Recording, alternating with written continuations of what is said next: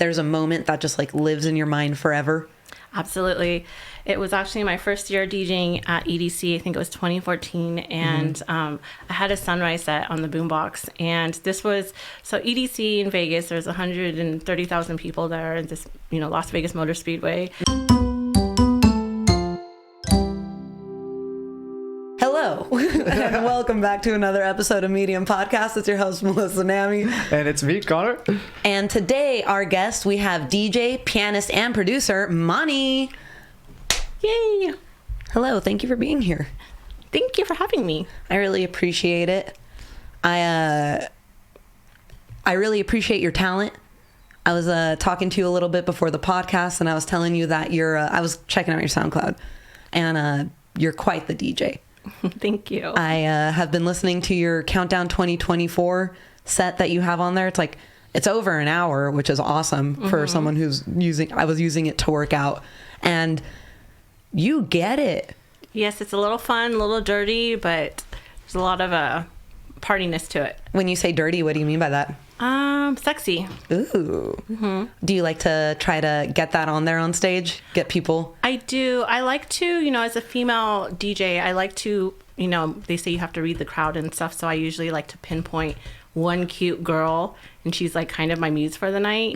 So I like to play a lot for the ladies, because I feel like a lot of music out there is a lot more for, the general or like the masculine or whatnot. But I like to, that's kind of like my little tool that I do. You're going for the feminine. Yes. I like that. Yeah. That's not a very, so when you say you choose a muse, like, do you do that immediately? Like right when you're, what's it called first of all? So your rig, what would it be? So just, I guess part of DJing, is not only, track selection technology, but a lot of it is reading the vibe. So reading the crowd. So, a lot of it is feeling the vibe of the crowd. And so what I usually like to do is kind of see someone that I'm connecting to on that level from being on stage, and then also kind of putting myself in that person's shoes as a dancer, just feeling the vibe and feeling the energy, kind of just, just overlooking the whole floor. And so I normally will catch, one girl's attention where I'm like, okay, she's feeling it, and I'll kind of ride my set through that muse on the floor. So do you, to a degree, kind of remove yourself from being behind the music and kind of place yourself into the position of like the audience? I do. I actually, for me personally, if I'm not running late to a set, I normally like to get there a little bit early, and I'll just kind of hide in the crowd and just kind of feel the vibes before my set. And then after that, because naturally you wouldn't think, but I actually get super anxious before my set. So I try to I believe it. Yes. That means you care. Yeah. In my experience now. Yes. I always, all my friends are like, okay, just leave her alone. Don't talk to her, but I'll usually kind of get into the zone of just a meditation state. And before I play my set, I'll have an intention of what's my intention for tonight to play out? It's basically to kind of give the energy and vibes out to everybody. And I'll just kind of go with an intention. And it's kind of funny because at the end of my set, I'm like, oh my gosh, it feels like 5 minutes. Where did it go? Because it feels like I'm more of a vessel. And so I notice when I allow that openness of just being able to be the medium of between the dance floor and the person that's behind the switches and knobs, that's what works best for me. So the music's like an extension of yourself to the audience. Yes. Ah, that's wonderful. Yeah. How did you get into DJing? So originally, I've always had music in me. I mean, my whole family is very music oriented, but as a little girl, I guess you could say, I was classically trained in piano. Actually played for a church and played the organ too. So that was kind of my backbone with music. And then my father and mother just being like, you have to go to piano lessons every week. But I would say when I was in college, when I was 19. It just kind of fascinated me.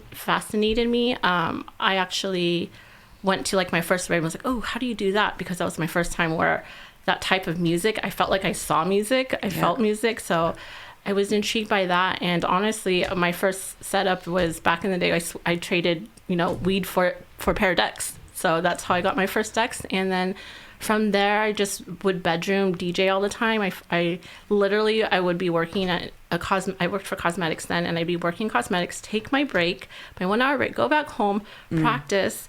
And then I had this book called How to DJ, which I always like to refer that to anybody who's starting out. And it just taught me, it was like the Bible of DJing, and taught me how to read crowds, how to have a peak, and, you know, what's this. But I come from vinyl. So before there were CDJs or whatnot, when I first started DJing, it was for art shows.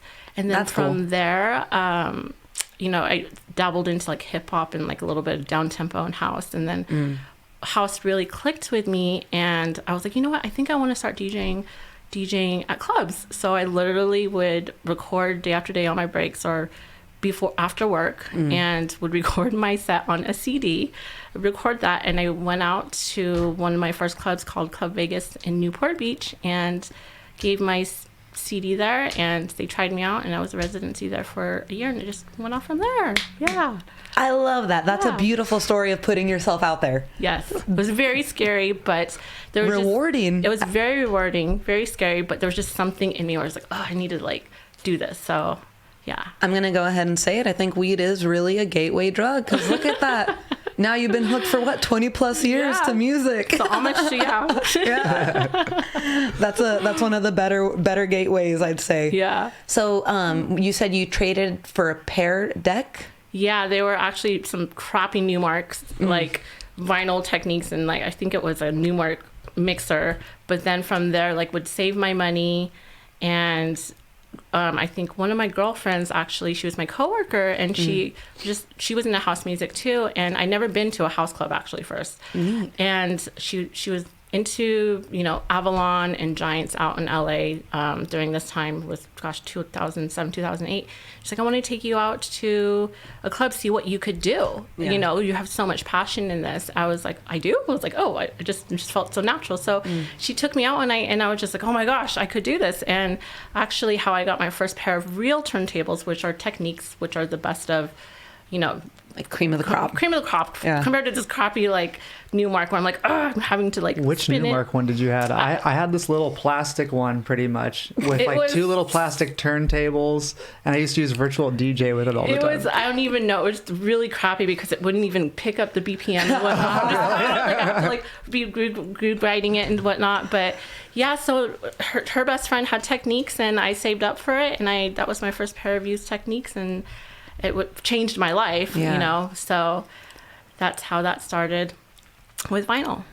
So I like going back to your live set. I think I was asking you about it, that like deep bass PVC sounding like boom. I don't want to make the sound, and it doesn't sound the right way, but like a DJ I know that uses it a lot, as well as like Chami. Mm-hmm. You know, I love that sound. What's that sound called? Is it deep bass? I would say it's more of like bass. Yeah, for me in that set, it was like kind of a little bit of bass, but not too much bass house. But it has more of like that tech, like sprinkles of techno, but more of that like sexy house. So you definitely more of that. I would say like a bass sound is what you're probably referring to. Is that the type of music you typically like to play, or is there other?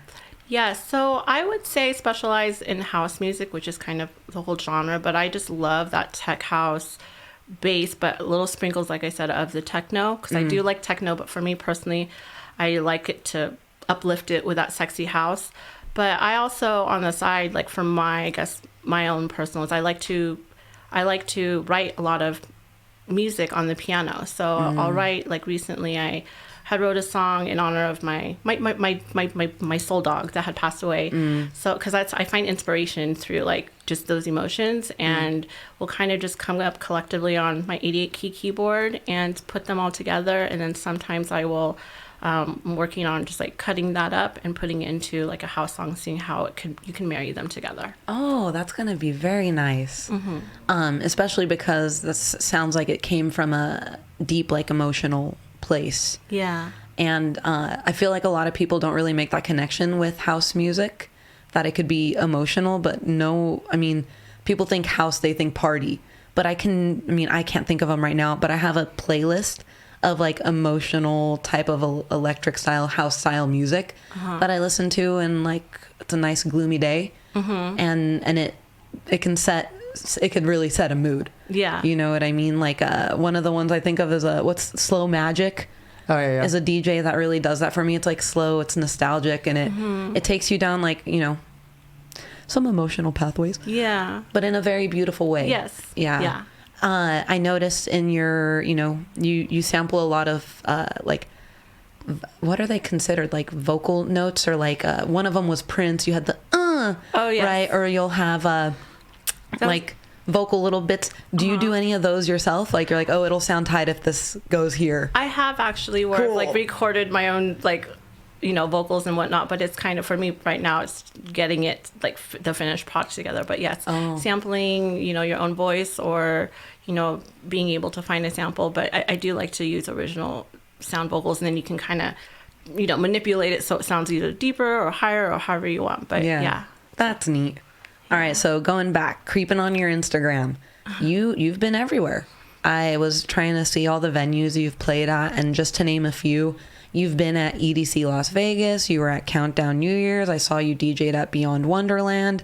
You did one of the ones that I thought looked really neat was the Cave of Rave event that you... Oh, that was for the creative agency that I work for. Okay. I didn't DJ there, but with the other festivals, yes, I have. Oh, yeah. okay. I saw like a picture of the booth. I wasn't sure if that was you in the, but oh my God, that was like, a lot of these places look, so you did not DJ at this one. Let me highlight that. Red.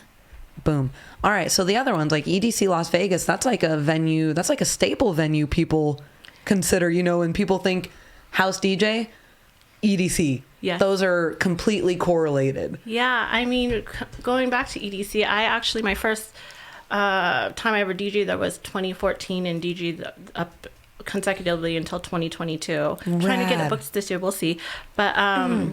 But yeah, so how I start out with EDC was I think this year will be my 16th EDC going consecutively. How neat. So I started out as an attendee in 2008 when it was at the LA Coliseum, but going towards music, yeah, we had the record label Cats and Boots Records, and we had the boombox for a few years, and just kind of ventured out and started to, you know, book people that we knew locally within California, Orange County, and LA, and just producer friends and whatnot. So that's kind of how that ventured out and started with EDC Insomniac. Yeah. When you say the boombox, what's the boombox? So the boombox is actually owned by Insomniac, and it's literally like this huge boombox where in the middle there's a part where the DJ is there, and there's people that can go on top too. And the beginning of the years, it was part of the EDC parade, so we'd kind of have DJs and going around with all these performers and clowns and whatnot. But it's been yeah, it's really cool. It's been a staple of what I've been playing on, what Cats and Boots was known for. Yeah. So yeah, it's just a live, big, huge live boombox that a DJ plays out of. Yeah, and Cats and Boots is a record label that you were affiliated with, Yes, correct? yeah, we Very still have, neat. yeah. So when you say that you're trying to DJ at EDC this year, is there a process? Like, what's the process of being able to perform there? Well, the process behind it is really just, you know, getting in touch with the talent agents, the talent like the booker management, or the whatever. bookers and all that. So yeah, so it's really there's a process behind it, and you know, it's really who's connected with that and whatnot, and just seeing if they we come up with a roster of a lineup for, you know, all 3 days, and if they approve of it. Yeah. Well, you did it for 6 years, over 6 years, right? That's crazy. That's awesome. Thank you. What's it like DJing at major events like that? I don't want to make this, because you seem you seem like a very humble person. You seem very down to earth. Thank you. Yeah, like I'm not saying that this like correlates to you, but I'd imagine when you hit play or when you switch a song and you see the crowd move and change, like there has to be, and I what's a better way to say it? Because I don't want to say godlike feeling, but it's like, what would you call that? Like you're in control of hundreds of people's, how they move their body. That has to feel amazing. It does. You know, what's funny is when I'm in the moment, not thinking and reacting. I think that's a lot of, you know, same with artists, you know, in general. It's like when you're a vessel, basically. So when I'm not too much in my head, because I think a lot of artists, I get too much in your head and like, okay, it needs to be a certain way. Definitely. And just being in the moment, there is kind of like I would say it's the most spiritual for me, you know, being able to just convey what is out there, what's on your fingertips, and the set that you have put into your set. But I don't know. I guess what it is, it's taken me lots of years of experience where it's just, trying to just be in the moment and allowing what's there to come. And I notice when I don't ground myself before then, that's when I feel like there's more like, oh, it's not as vibey. So yeah. That's like, it's almost like you're lacking the ability to connect with even yourself at that point. Because that hard drive versus the what it would like the software versus the hard drive. I don't know how to flash drives. Yeah, there's a reference there, right? Yeah, you're getting it. You're along the right road. Yeah. Your floppy disk is not in your your floppy drive. But so there is that type of connective feeling with the crowd. But like, is there a moment when you're aware that like that your relationship has become symbiotic? Yeah, I guess is a cool way to explain it. Yes, that's a perfect way to explain it. And it's almost like, for me, I'm so like emotional and sensitive. Like literally there's been times where like after sets, I'm like, I'll get off and I'll just like, oh my God, like that felt so good. And then I'll literally will kind of wait after my set and just kind of like sneak out into the crowd and just see how the vibe is after I get off and be like, oh, this is great. So. When you're at do you have a moment or an event that you have DJ'd at that like, there's a moment that just like lives in your mind forever? Absolutely. It was actually my first year DJing at EDC. I think it was 2014. And I had a sunrise set on the boombox. And this was, so EDC in Vegas, there's 130,000 people there in this, Las Vegas Motor Speedway. And they start from like 4 p.m. till 6 a.m., which is sunrise. And I was playing till 6 a.m. That's crazy. And there's all these cops around too, just trying to get everybody out. But the kids just wanted to keep going. So I didn't really get in trouble, but they're like, you need to stop. But I was playing for like 45 more minutes because the kids just wanted it to keep going. Yeah. And it was just, I'll always remember that that sunrise set and seeing those kids having the times of their lives, as well as myself. It was So you were going against the the man. Yeah. They're all like, get out, you're all stay right here. You didn't even have to say a word though to get them to stay right there. The boombox was like moving around, so they were following the boombox like all around the speedway, so it was kind of cool. Were you asleep before that, or were you awake all night? Like, because that part's crazy. You said you went on at 4 a.m. Yes. And you were playing till 6 a.m. Yes. I'm a napper, so I like probably went into some office and took a nap like before the set, but yeah. That sounds really cool. Yeah, I couldn't nap at anywhere past 12. I'm asleep. Yeah, it's not napping, it's sleeping. You're mixing music live while you're up there, right? Yes. That's cool. Yeah. Do you often go up, like, you said that you always have like your set prepared? Has there ever been a moment when you're like, okay, I gotta go a completely different route, and you gotta, like, basically to a point improvise, what I mean? Does that happen? It does happen a lot, and I think that's part of reading the crowd. But I usually, how I like to do it is, I shop for music or I put my music in, I'll have like a template and I'll have that set, but I'll also have just like different sets as well. So I'll have it kind of by mood, so within a set, I kind of see, your set's kind of like sex, it's like there's this intro, you peak, it's almost like a journey. And then you have your huge climax, and then you just kind of go with the little peaks and whatnot until it's done. So I kind of categorize a lot of my sets like that. So whenever I'm reading a vibe and I'm like, oh my gosh, that next song that I prepared is not going to work, they're not going to feel that, I'll go on to a different set that I put together. Oh, nice. That has to be kind of hard to think of in the moment, though. So I'm going to go ahead and give you a lot of credit for that skill. Yeah, I think it's more less thinking and just reacting for me personally. Is just like, it's a lot of, for me, is feeling. Yeah. So what feels right to them and me. I feel like arguably house DJs, music festival style DJs have some of the better crowds as far as the... and correct me if I'm wrong, I've never been to a rave. Gotta take you. Yeah, I've never been. I have been to like events, you know, and they've never been here in the States. I've only been in Lebanon, and they have like you know, specifically I think of this club that they have out there. It's called BO18, but it's you know, after you go to the nightclubs, you go to this little underground After parking hours? structure. Yeah. Yep. And that's what they would have, you know, it's red velvet walls, low ceilings, deep house music. And the party goes till 8 a.m, and they open the garage, and then people shuffle out. Right. And I went to that a couple times, and I remember being like, holy shit, like this is insane. But you know, here in the States, there's like a style of camaraderie. There's what's that? Plur, right? Yes. Yep, Plur Life. Peace, love, unity, and respect. See? And that's like, you know, you don't have that. Like, I go to hardcore shows and stuff like that, rock shows. It's like, I've never been to one of our shows and someone told us to have peace, love, unity, and respect, you know, in the mosh pit. People are very kind, but it's a different kind of kind. It's a like, I'll different pick kind you of up kind. I'll pick you up off the ground after I knocked you over. Yeah. Versus like, you know, the culture behind events and rave life and stuff like that. It's like, you know, people are dressing up. There's a theme behind each one.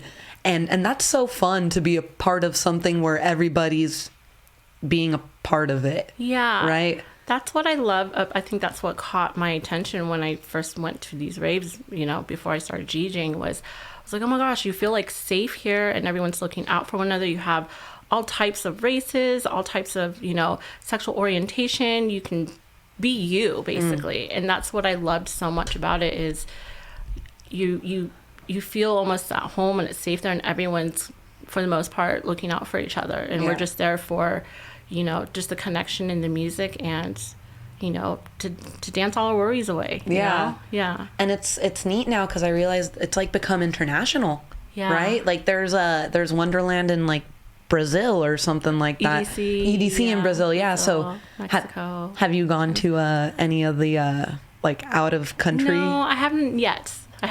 But mostly just nationwide. Yeah. That's dope. Yeah. There's the one that I always say I'd like to go to just because I feel like it takes like a big part of what I love, which is like outdoors camping. I love being around trees, but Electric Forest seems like magical. Yeah, it looks magical. Even the design and the decor of it. So. It's in Michigan, right? Yeah. Or have you seen that one, Connor? I have, yeah. I'd be so down to go to that. Dude, right? You would have to totally cosplay as Frodo the whole time. I'm down. It'd be easy. It'd be a lot easier than other things I've cosplayed on. We'd get you a ring that lights up for Lord of the Rings. Put air tags on you guys. yeah, it's a good idea. Is it huge? Is it like is it known to be a big venue? I haven't been there, but I've heard stories of just coworkers that have been there, or, you know, whatnot. But yeah, it's you're in the forest. Yeah. When you were part of Cats and Boots, were you part of finding new and like I guess just new talent to be a part of it? I helped with that too. Tim Hauser, he was actually the CEO and founder, along with who does a lot of the talent booking. It's like Kenny Wilkins, also known as Roy Wilkins, and Brandon Elliott as well. So it was kind of like us three, and then I was like the mom of, you know, Cats and Boots Records, kind of the girl face of everything. So it's always nice to have a feminine opinion, I think. Yes. And that's something that I'm noticing. Like, there's a lot of, I feel like people are now realizing that it is beneficial to whatever they're trying to do to have that like female touch. Yeah, it is. I think that was also our goal too, was, you know, within when we would do the bookings, we're just like, you know, the ratio of the male female, like we were looking more for female DJs as well. And I find that a lot of festivals are trying to even that out. Because when I first started, honestly, I was such a male dominated. This is what, 2004, you know? So I feel like maybe it wasn't until like 10 years ago a lot of females started hopping on board.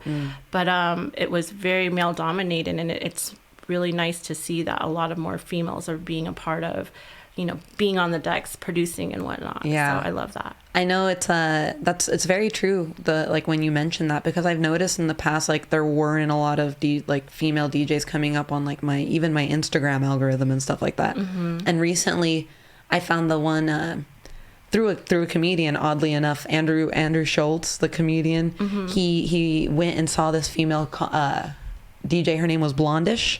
Yes, we've actually worked with her. Yes. Oh my God, her music is so much fun. So I follow her on Instagram now. I love it. Very talented. So it's cool seeing someone, and she works a crowd. So I see that and I'm like, Yes.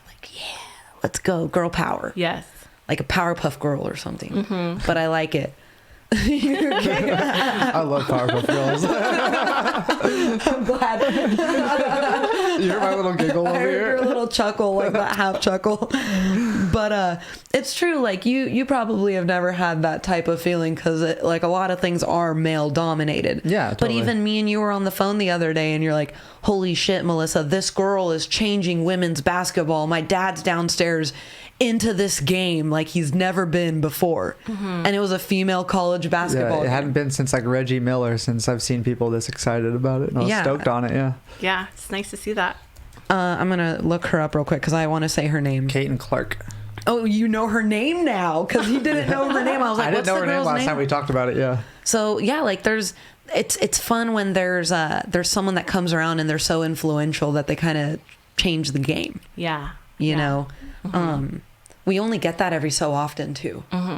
So I'm really appreciative of stuff like that, especially right doing comedy. Same. You like it's very male dominated. Yes. Yeah. Yes. You do 13th Universe. Yes, so 13 Universe is actually a creative agency, and my longtime friend, actually Adele Vanini, she's the owner, and it's kind of funny how that started because she's always, for her personally, she comes from the background of like performer and then doing costumings for Insomniac, and then doing decor. And it's kind of funny, before the pandemic, we kind of like manifested this, like, we're going to work together and we're going to be doing this. So, you know, here it is, fast forward to 2022 is when she started the company, and we basically, I'm her business manager. So we co-partner a lot, and we travel around, you know, nationwide, from doing festivals, events like EDC, Rolling Loud, to name a few. There's just a lot, but Oh yeah, I saw you guys did Stagecoach, Day Trip. I can't even remember because last year I felt like we were on a plane every week. Yeah. I'm like, what city am I in? But it came really quick, and you know, it's just a great creative agency where what's great about this too is it's female owned. All the internal management is all females, so it's all ran by females, and we have such a great diversity of just, that's kind of what we want our core to be, is not just creatives and fabricators and, you know, all that, but also having a diversity group of all different ethnicities, all different sexual orientations. So that's one thing I love, when people are like, wow, your group is very diverse and very talented, and they not just do one thing, but they do many things. So so we do a lot of basically like design and fabrication installs. We basically are the whole package of, you know, decoring any needs to any festival or events, basically. Well, I noticed when I checked the Instagram, one of the things that I love how y'all described it was visual architecture. Yes. How did you guys come up with that? I mean, I'm sure other people have used something similar, but that's just such a spot on term for what you do, because even your guys' Instagram is visually satisfying. Yeah. You know, like the photos are all put together in a way where you're seeing like three cubes, or how it's three, right? So 6 on top of each other, so it makes like a whole photo. How y'all do that? That's cool. I can't take credit for that. That's actually our amazing owner and one of my owner, and I call her chief creative because she's the chief creative, Adele Vanini. That's all her doing, where she's just so great with words. Her attention to detail. I mean, that's what It's just so I mean, good job, Adele. Yeah. You know, like, so that's really been like all her doing, and it was basically her manifestation, and we just kind of married our work ethic and what's great about it is, like, you know, we've been friends for 10 years, really good friends of each other, but it's beautiful to see when you can work with someone and respect each other and also be able to have that balance of professionalism and seeing what the end goal and intention is. And I think that's why we flourish so much, is because we have that intention of what our goal is with the company and with each other as people. It feels as though a lot of the things you do in your life end up being symbiotic. Like it's almost like meant to be. Yeah, you so know? the synchronicities are really nice to feel and see that. So. That's a really neat thing to do. Are you a very spiritual person? I would say so. Yeah, it's kind of interesting because growing up, my whole family was very like Christian, but once I come of age of like, I guess, you know, into like DJing and stuff, I kind of found my spirituality, and yeah, I'm all about, you know, just energy manifestation and, you know, my number one motto is always to be humble and be kind. So, yeah. That's a beautiful motto. Yeah. Be Thank humble, you. be kind. Yes. I like that one a lot. With the visual architecture, it's kind of cool because again, I've been to Rolling Loud. I have been to that one. Yeah. Uh-huh. We had one of our friends. She wanted to go for her birthday one year, so we went all and we got ratchet. What year? Do you remember what year that was? Was it 2018? 2017, 2018, something like that. It was the I think it was 2017. It was the year XXX Tentacion. How do you say his name? The year he got arrested because he got, not the year he passed away. Yeah, he passed away the following year. Yeah, he passed, but it was that year. And yeah, we got to see a ton of really, really cool artists that year. We got to see Gucci Mane, which I was super stoked on. Yeah. Migos. that one was cool. Yeah. But so like again, but what I noticed is that you guys bring like an immersive environment to a lot of these different kinds of events. And it's something that like I was kind of saying, I'm like, there's some type of an extension of you when you're performing there, but you guys kind of leave behind an extension of yourselves when you put together the stage, because people are all, it's a part of the music, it's a part of the environment, it's a part of the ambience, right? Yes. And that's a really cool thing, because I was looking at the stages. They are intricate. Is it cool if we put a couple photos? Yeah, absolutely. Cool. Intricate. Yes. What's the kind of thought that goes behind stage design, or like the planning behind that? Do you guys get a lot of freedom as an enterprise like 13 Universe, or is it what's the word, like, is a lot of it kind of delegated by the event planners themselves, like Rolling Loud and those types of people? Yeah, so I think what it is, it's mostly our chief creative, Adele. She's the brains behind the creative part. I'm more of the, you know, the business aspect of it and whatnot. Got it. She, okay. yes. So, but she's so great too, because what I love about her, she's always wanting input. You know, usually a lot of artists will be like, I need it a certain way, but she loves to hear input and will always adjust to that. But how it usually is done is, honestly, they kind of give us a theme and we kind of go over it together, and she'll kind of come up with all her beautiful ideas that she has. Her brain just works so magically, just creative, always ongoing, and kind of basically gets a pitch together, and with all of her 1,000 tabs open of different creative inspos, and then we kind of put it together into a like a pitch deck for them to see. Do you guys sketch it out and stuff like that, or do like? Yes, we do have people that help out with our graphics or Cool. renders as well too. I'm just fascinated by all of it, especially because looking at you individually, like you as an individual, you really have found a way to put yourself into the thing you love. And I admire that. Thanks. Right? Because it's definitely a roadblock, I feel like, for a lot of people who do express themselves creatively. You know, like I always say, oh, I'd quit my job if blank. I'd leave my job because I work in construction.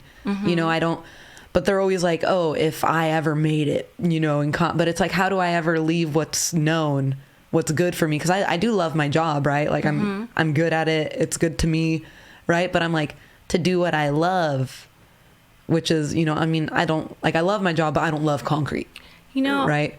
I've been there, and honestly, I've always had like a safety net. So I was in cosmetics for a long time. So like I was saying earlier, That's what it is. Safety net. I had Boom. a safety net. I always had a safety net, and people always be like, you're doing the right thing because you're not going full force into it until you feel 100%. Yeah. So like I was saying, like I would work my cosmetics job up until the pandemic, and then I would literally, like, you know, get off of work, take a little nap, get pretty, get ready, go drive out to LA, go do a gig, you know, DJ, come back 2 a.m., drive back to Orange County where I lived, and then go to work the next day. So it was kind of like a trooper at that point. Yeah. But I think what, you know, had really set me off into the whole immersive where I'm at right now is I had this whole like switch up in career where I was still DJing, but it wasn't, you know, I was doing like streamings and whatnot during the pandemic. But Okay. I decided to steer away from cosmetics, and I went through this moment of like, what do I really want to do besides music, and to kind of keep me afloat with you know, just a safety net. Yeah. So I literally would have post-its everywhere manifesting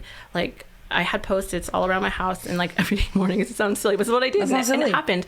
I think I said, I will find a career with like-minded people that will help inspire me through creative art and music. And literally the last day that I was kind of giving up, because I was still doing music, we're during the pandemic, I get a phone call from Adelvi now, she's married, who's the owner of 13 Universe. She's like, do you want to work with me? And we're like, let's make this happen. So that's kind of how that kind of niche happened. And just to feel... That's beautiful. Thank you. Yeah, just to feel the passion and the, putting the energy in there, not only believing, but also putting yourself out there too, is what I think will really help. But always having a safety net. Yeah, putting yourself out there is such a hard part. Yeah. It's a journey. It definitely is. I noticed you did post something the other day. I believe it was you. You had a freaking full-on, like, aeration mask on, and you were, or not, you were doing like graffiti art. Yeah. So yeah. You know what I'm talking about, right? Yeah. So that actually came in from being bored from the pandemic. So, so you took up graffiti. Yeah, just took up graffiti. That's and cool. And just like looking, like doing lettering, because I've always been into calligraphy, and then like just kind of getting like the lettering, and would build like a wall flat, whatnot, and practice on it. And so in my backyard, we have kind of like we built this 17-foot by, I think, 10-foot wall, and we just practice like it, and whatnot. So, but Kenny Wilkins is the one that actually introduced that to me, and he's a really good artist with that as well. And he does a lot of murals and whatnot. So I learned that from him to try to fight boredom through pandemic and just do it for fun now. Like, it's a very healthy way to fight boredom. Yeah. If I do say so myself. Because that seems like fun. It was fun. I didn't realize how much fun until I was like, okay, I'm understanding the different tips, and like, you need to use the Montana cans and the good ones. But a lot of it was practicing, on your black notebook first of your lettering, and then just kind of figuring out the tips, and just literally what's really funny about that is like just kind of going with the flow with it. Even though you make mistakes, you can go back in and critique it. But I just felt like a 5-year-old all over again with crayons, but with spray paint. It was really cool. Well, I mean, I feel like I can say for most adults, our whole childhood life, or even preteen, whatever, from being a child to now, when you see cool graffiti on the side of the road, or if you see someone's name looking cool, you're like, man, I wonder if I could do my name. Am I the only one? No. Yeah. Like we've all... Graffiti's cool. Yeah, it is. It is. And that's like one of the things, like, I like that you went and built a wall in your backyard. You're doing it without vandalism. So that's cool. That's the only part of it that I don't want to say I dislike, because I understand the culture behind it. Yeah. But I also know what it's like to have just... Because, again, I work in construction, I work in concrete. I cannot tell it. We did a job in Crenshaw, and we wouldn't be able to strip walls that we just poured without there being graffiti on it the next day. So it was tough to finish that job. I'm amateur graffiti artist, but good graffiti artists will know like the spots where you should tag. Okay, got it. But when you say spots you should tag, what's that mean? Usually, like, I mean, I've never done it, but I've been with people who are graffiti artists, and kind of been their lookout, But usually, just the binoculars. But usually true graffiti artists will kind of scope out a spot, out of respect too. You don't want to just mess up someone's like construction area. I like that part. Yeah. So they're aware of people's work, that because they're also putting in work as well. Absolutely. And also knowing who that respected. You don't want to cover, like hopes, like you want it to be that. You have to know the culture behind it, and also the respect of who's been in it long enough. Yeah, and territories are a thing too. Absolutely. So I think that's people that are true graffiti artists will educate them on that. I wouldn't consider myself a graffiti artist. Like, it's for fun, but I personally like to educate myself on it, because I feel like if art is art, that's like the purest form of art. They're literally just throwing it up there, not getting paid for it. Yeah. You know what I mean? Like there's a lot of like symbolism of like, that's raw art. Yeah. Because they're literally just, they're getting the money of getting their spray can. You only go in the negative pretty much, in time and in money. Yeah. So and that's the part that I felt like I don't want to say I didn't feel bad, because I feel like you're kind of right, because there was one at that job in Crenshaw, it was abandoned for a while, and someone did put up a beautiful piece on the masonry. Love that. And I was with the owner of the building, right? And I told him, I'm like, this is something, because people had tagged over it, which I was like, fuck you guys. Yeah. They shouldn't have done that. But they actually were looking into getting a corrective artist to fix what was tagged there and then to keep it. Because it was gorgeous, right? But then we're putting up walls and we literally, because concrete's kind of ugly, you have to paint over it with like cement to make it smooth, and we'd have to cover up what they did like every other day. And I'm like, wouldn't you, like when you say find the right spot, it's like somewhere where your art's going to be preserved for at least a little bit, right? Not where people are going to paint over it, the next day. Yeah. But I don't know much about it. I mean, or sometimes some people will just do it for a political statement, and they're okay with. I guess that's what the thing about like what I've noticed with graffiti artists, or even just like being a throw up, practicer graffiti artist, is not being attached to the art and letting it speak for itself in that time and space as that allows it to be. Is it hard to take me seriously while I'm drinking from I think it is. I haven't been able to take you seriously since you've had that. Cheers. The part that I'm afraid of is this part right here. Now I felt like a kid with the bubble part. You're right. That's very true. I do like it when it's a political statement and stuff like that. Because how do you feel about that abandoned skyscraper in LA? Do you love it? I do. I actually was. I was out in Miami before Art Basel. I feel like that's kind of where it stemmed from. I don't know if you saw that. I saw the building in Miami. Yeah. So yes. I was out there for 3 points, and oh my gosh, that just drew me into a whole different spot. I loved that area for art. But anyways, back to the skyscraper in downtown LA. I mean, it's iconic. That's what LA is, and I just think like. To me, that's a staple. It's a staple, and I don't see anything wrong with it. Considering I don't want to get into all the political stuff behind it. No one's gonna fucking put any money into getting that building done now. I mean, yeah. So, and I do know, personally, I do know people that had actually, they're like, oh, I'm gonna, and they did. They made their mark. So I know a few graffitiers that made their mark on it. It was incredible, and I just, I think it's iconic. It's a staple, and I think it represents LA very well, honestly. I drove by it just a month ago, and I was telling Connor, like, when I saw photos of it, I thought it might have looked like an eyesore, but it actually looked really cool in person. Yeah. But then I also told him, I'm like, I believe every skyscraper is an eyesore, whether it's, I mean, that's just me. It's I don't blocking love the horizon. It's just all it does. Yeah. Like that's the thing with me. Like I love low buildings. Me too. To feel grounded. Yeah. Same here. It's gonna be that high. At least make it colorful. Dude, one of my cousins lives in Dubai. He lived in Abu Dhabi, for a little bit. And one of them lives in Dubai now. I don't know what floor he lives on, but my other cousin was on like the 100th and whatever blank floor of that one building in Abu Dhabi. And my aunt was like, oh my God, like when you go outside to the balcony, and that's when I wanted to throw up. When I'm like, they have balconies on the 100th and whatever floor. Yeah, at that height, you have to be able to feel the wobble of the building. She does. That's what she said. Yeah, no, screw that. I've been in like 4-story buildings where I felt the wobble. I'm like, you know what I mean? I understand the like human accomplishment behind the like engineering and design, but I just, man, I love the natural beauty of the world. Yeah, you know what I mean? I do too. But nothing's uglier than like a really, really, really like long, flat like building, right? Like I just think of warehouses because I'm thinking of a way like to not have it go up, but like when they're so wide, it looks probably worse. Warehouses and there's no individuality. That's where you have the warehouse parties afterwards. Have you ever done one of those? I did one actually for Lick and Dip back in August, and that was rad. It was rad. It was really fun. Are those usually like in warehouses, like people own them, or is it literally like if we're breaking laws, we'll bleep it? Do you break into places and do it? No.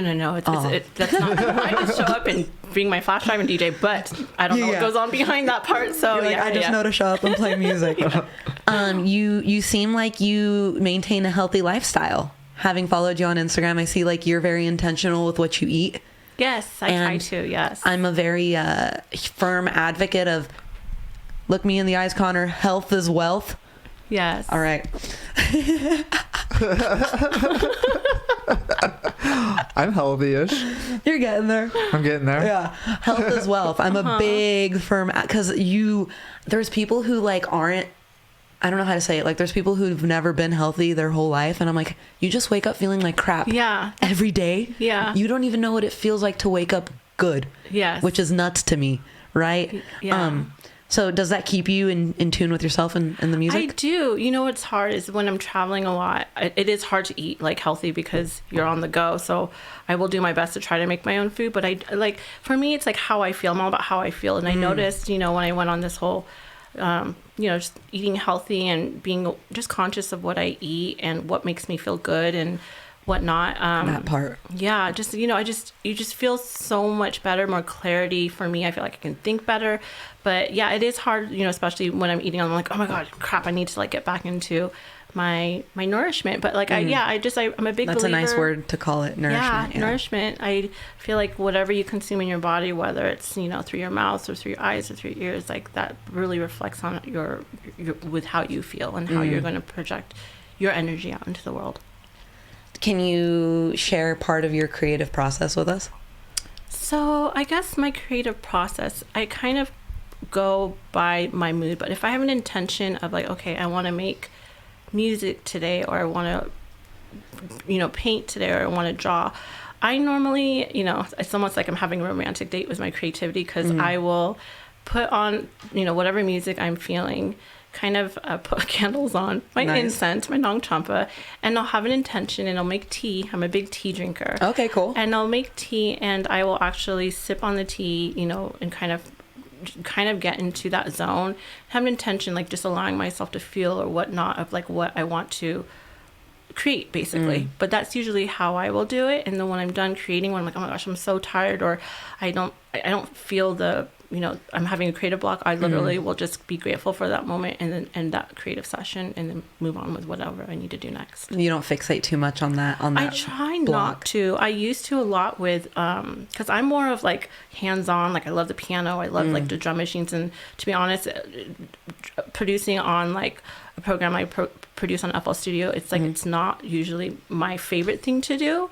So I've learned to not get stuck on it and just kind of, you know, be grateful for what you created and kind of move on from that. Otherwise, you're kind of wasting that creative time. I admire that, because it's hard not to, like, I battle that like self-loathing moment where I'm like, you can't keep going. You know what I mean? It's hard. It took me a minute to get there, but yeah. So that sounds very nice. Yeah. Is there do you have like a ritual before? So that's your ritual, right? You said you put on your candles, you have some tea. Do you do coffee at all?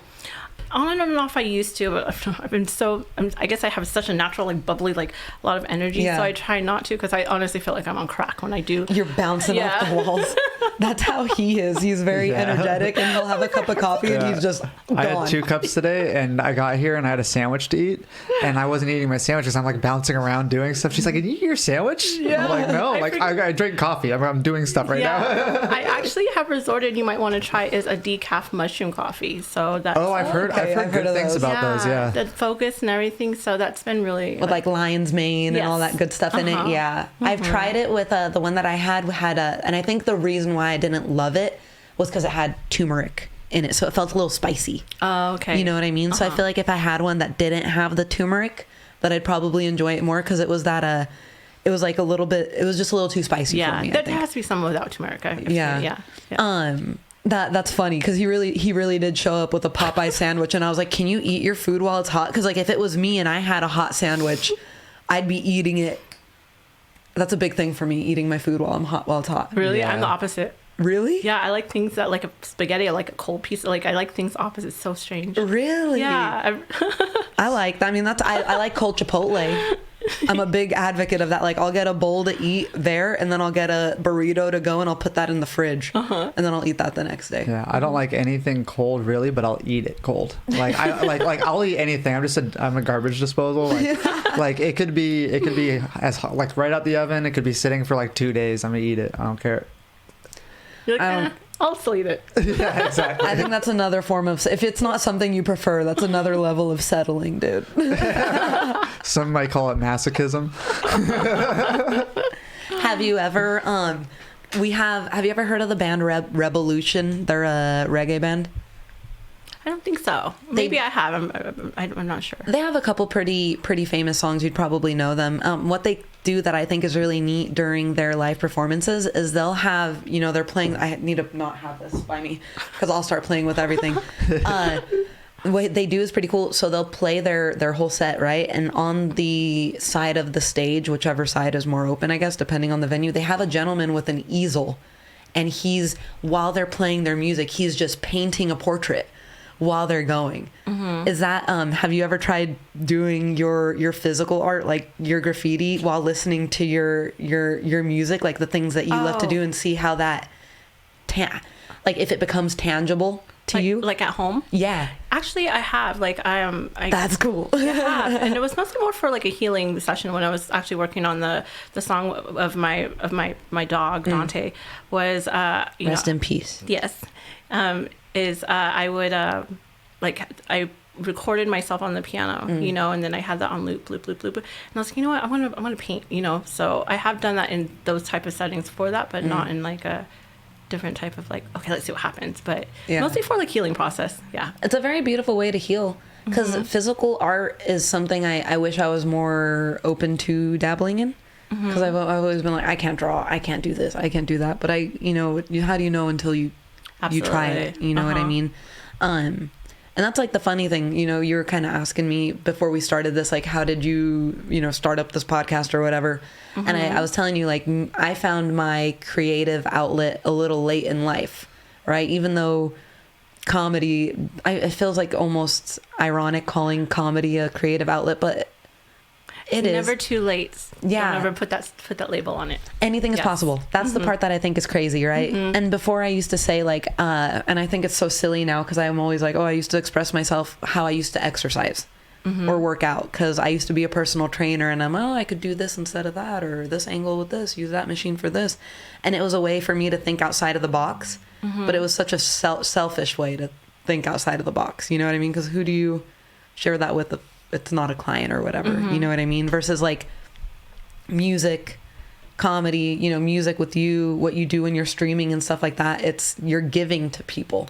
Yes. And I think that's like a lot of it, a lot of people, I've been one of two, just you kind of get stuck like, how will this sound to them? But it's almost like we have to let that ego down and just be like remembering like, well, you never know, like it may not sound good to you, or you may not feel it's good to you, but you never know. But even if it hits one person in the audience or whatnot, that's worth it, because it's signifying that it's being personalized to that person. Yeah. So you never know, your art may not feel perfected or right, but it may to another. That's what I try to keep in mind sometimes when you get in that creative block, or you start to get like in your head of, it doesn't sound right, or it doesn't feel right. So that's I like that you use the word like your ego getting in the way of it, because it's I compare it with humility. I'm like, I'm too humiliated to put this out. But the humility comes from my ego of wanting to be accepted, right? Yeah. And it's so easy. Damn you, Moni. That just broke my brain, because I'm always like, I'm too humiliated to do it, and that just feels like such a like a safe word, but it really is my ego. I'm like, what if people don't like it, and then they don't like me? But that's my ego talking. Everybody has their ego, and it's and all of us have that to practice within that self relationship within that and within art. So just being aware of it is just a great thing, and just seeing what you want to do with it. But everything takes practice. What was the hardest part about putting yourself out there 20 years ago when you went to that nightclub at Newport Beach? Because that was going to be potential. I mean, you did it, you gave it to them, they listened to it, and then they told you immediately that they were going to try me out. And then I went there the following weekend, and then the owner, like, I guess sought me out, and then I had a residency there every weekend for like a year and a half. So there was a chance for the scariest thing on earth, instant rejection. Yes. And how did you get past that? To be honest, I think I always like to prepare myself for stuff. So I think what it was, I just had a really good luck with just having good friends that kind of showed me the ropes of what I could do, and like not realizing like I could just not be a bedroom DJ and get out there. So I think, there was always a lot of fear and a lot of like, I'm going to get rejected. But I think that day I remember my friend was like, let's go out to this club and just bring your CD and whatnot. I'm like, I don't know. That's a good friend. Yeah. Man. And I would, a lot of it is I think I'm very blessed to have really good friends and energies around me to push me, because I'm naturally like a homebody, and it's a lot for me to push myself to go out, honestly. Yeah. But I think what really pushed me was I just switched my mindset that day. I was like, you know what, I'm gonna do this, and I'm gonna get booked. And that's kind of what happened. I think it was just reminding myself to switch into that mindset. And I noticed that when I don't have that mindset, that's when things just don't feel right. But it's just practicing, like anything, like with any exercise, just switching your mindset that you will get it. It may not be then and there at your time, but it's there, you know. When you have a home studio, right? Mm-hmm. When you, like, is there ever a moment, and I like asking most musical artists this question, because it's like, is there ever a moment you're like sleeping and you wake up and you have something in your brain? Do you go, I don't know if you have a single story or double story or whatever, do you go to your studio? I was gonna say go downstairs because that's my situation. Like, do you go and like you're like, I gotta put this down right now? Has that ever? Yeah, there has been moments where, or like, I'll just get on my phone and be like, okay, I have this tone in my head. And I'll like voice record, like, okay, it's these notes, and transcribe it onto. For me, I always like to start off with piano and then put it onto the program of the music that I use. But there has been, and then I've noticed. It's so interesting because when I'm like, okay, it's in the middle of the night, because I'm such a night owl. I'm like, okay, or I don't really find myself very creative during the day. It's mostly at night or like up until sunrise. So I'll put myself, I'll literally put myself into the studio. Do I have you on opposite schedule today? Probably. I think I took melatonin last night. I'm like, I need to sleep. Like, I appreciate. I have a show tonight, so I'm like, I have to be ready. Yeah. I appreciate you. Usually we do some evening sessions too, but I appreciate you coming out here on your opposite schedule. It's all good. I need to get vitamin D at times, so yeah. I feel that. Yeah. I don't get enough at all. Like, oh shoot, I didn't get any sun. I need to go out. That's what he was talking about yesterday. He was like, I don't know if my hair's getting darker or if I'm getting paler. He's not going outside. You're not glowing in the dark yet, right? Yeah, no, not yet. I'm not Casper level just yet. I'm close though. On this camera, it kind of looks like I am. It's too much light. Dim it down, fool. You don't got to stay all flushed out. I look like an angel today. I'm glowing. So that has to be one of the most. Before you had your home studio, was it kind of difficult to get what you wanted laid out?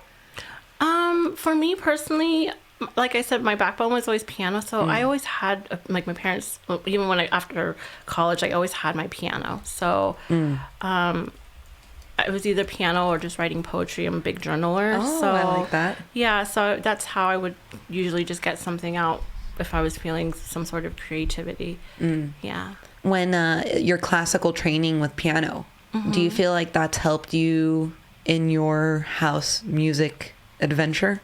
Absolutely. That kind of, as a foundation? Absolutely. Yeah. I think just being taught, my piano teacher, she played at Carnegie all the time. She was like this old lady, like about to croak until I was done. And so she was old school time and just a classical pianist. And so I was very fortunate to learn from her. And she was just my backbone of learning music theory, because I think I was like 11 years old, and she's like, you're doing music theory at like college level right now? I'm like, no, I didn't know. So I think the music theory along with the piano lessons, and at that time I was playing the piano and organ for the church, like for like every Sunday.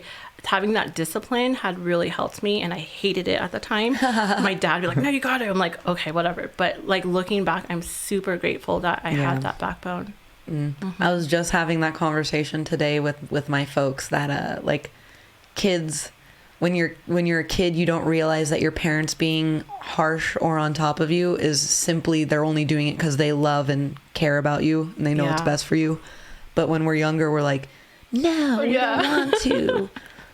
What would you have rather been doing than playing piano at the time? Honestly, I was so like overwhelmed with just curricular activity. I was probably like in dance or cheerleading or something. Yeah. So like, I want to go outside. Yeah, I want to go outside, but yeah. Is it true when you're classically trained and you can like read music and stuff, you could basically pick up any instrument to a degree, learn the notes and kind of play it, right? Yeah. I mean, fortunately, I've been kind of gifted enough where I can play by ear. So if you give me something, I think that's what I did a lot with like incorporating like, covers or whatnot into a song. It's like, okay, well, I hear that loop. Let me just play it on the piano. So I think it's definitely helped the speed of the process of it, not having to, I see a lot of people that haven't been classically trained and like having to, look up a certain thing. So I think it just feels more natural because you've been trained in that area. That's really cool. Yeah. Have you ever tried playing any other instruments besides the piano? Well, when I was younger, I played the violin. I wasn't that great at it, but I played that for 2 years. Yeah. Oh. And then the flute, but and then everyone in my family plays the guitar. I have a guitar at my house, but I don't even know how to play it because. Oh, really? Yeah. So, never really picked that up, but the piano just kind of really stuck with me. Yeah. Did you pick the piano or did your folks pick the piano? I think naturally, I was always that little kid. We had a piano at our house, and I was always that little kid, like, fumbling around. And then finally, my parents were like, okay, we need to get you lessons because this is horrible. You're just banging on the keys all the time. Yeah. So it was just a combination of both. I'm always really proud of myself. I know how to play the do-do-do-do-do-do-do. Do-do-do. Hot cross buns? No, the 1,000 miles. Making my way downtown. Yeah. Walking fast. I don't know. I only know the do-do-do-do-do-do-do. That part. Or do my do-do-do's suck that bad? Yeah. You gotta work on your do-do-do-do-do-do-do's. Okay, can you do it better? No. Do-do-do-do-do-do-do. See? Oh, okay. Not good. Thank you. I should have gone a little more high. My voice doesn't do that. I don't go high-pitched. High-pitched? Can you tell? I got a very raspy voice. Alto. Let me hear your best falsetto. What song? What song? Yeah. Justin Timberlake's "Sexy Back." I think he does falsetto in that a lot. He does falsetto in "You're Beautiful." Yeah. I just want you to know. Perfect. You're my favorite girl. My voice went away right there. Bitch. You're my Hey, you're a favorite bitch. girl. I can't even do girl. That's what Snoop Dogg. That song's great. Mm-hmm. Have you ever done R&B, like hip hop DJ? Actually, how I first started out as a DJ was hip hop. Really? Yeah, a lot of my records were just hip hop. I think mixing them and stuff like mixing that. Mixing them. I had an older cousin who he DJ'd with. I was trained from like DJ Qbert. He was like a hip hop DJ. Mm-hmm. So then I just converted into house because it felt more natural. Is that like what was that point where you're like, I want to stop mixing music that exists and start creating music of my own? I think it's always been there for me. It's always been kind of like, and I'm still dealing with it. It's like finishing it, you know. So that's where I'm at with my creative.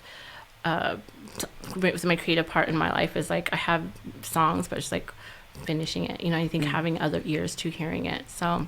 Are there any projects that people can be looking forward from, Moni? Yeah, I mean, I'm after this month of just a lot of just stuff that's been going on. I feel like a lot of life be lifing, and you know what? There's beauty in that as much as sometimes there are struggles. But how I like to see it is like, okay, how am I going to convert this energy into being creative so it's almost healing for myself and whoever's out there to hear it. So that's where I'm at right now. Yeah, I feel it brewing.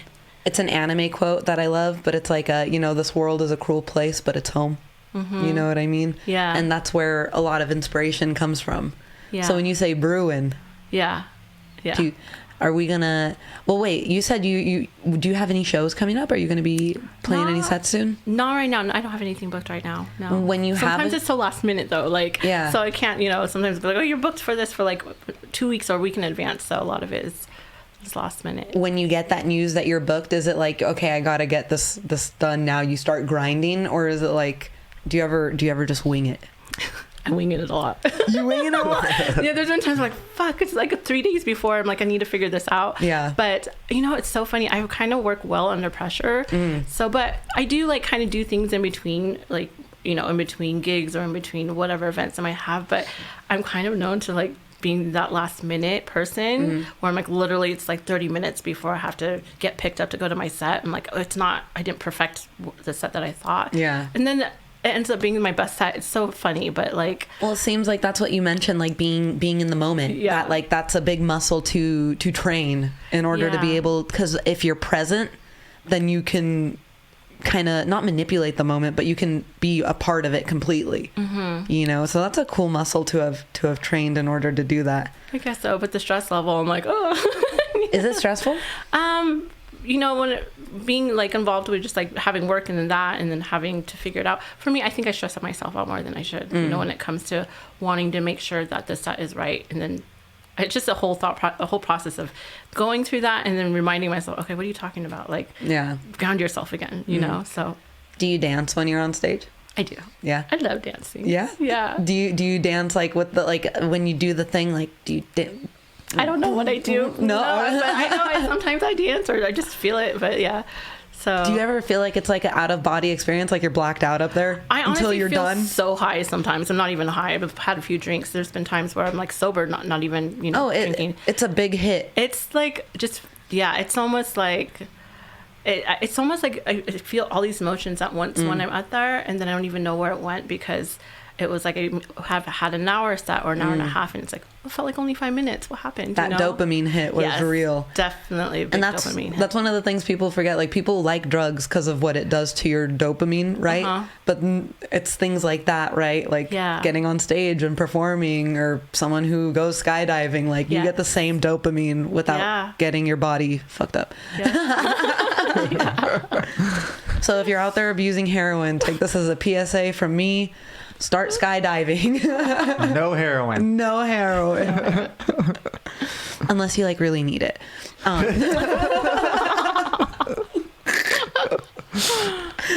just joking. There is that, that's the funny part is like, cause I've known so many people that go to raves, right? And there's like that, I told my mom one time, I was like, oh, I think I want to go. And she's like, but there's people who put drugs in you when you're dancing. I remember that rumor of the needles. Yeah. And then I grew up and I'm like, Mom, no one wants to share their drugs. That's the biggest part. Like people take their drugs because they want to take them. Not because they want to give them to ungrateful people who have no idea that you just got them high. Ask your mom if she's ever asked anybody for free drugs, and I guarantee you they'd say no. But what were your thoughts when you heard that rumor going around? Were you like, this is bullshit? Like, my mom told me the same thing, like even when I was in high school. But I'm like don't do this, don't do that. Like there's same thing. People are like stabbing needles in you to drug you and whatnot. But my experiences were just totally different. I'm one to I need to experience things for myself to see how it is, and I just.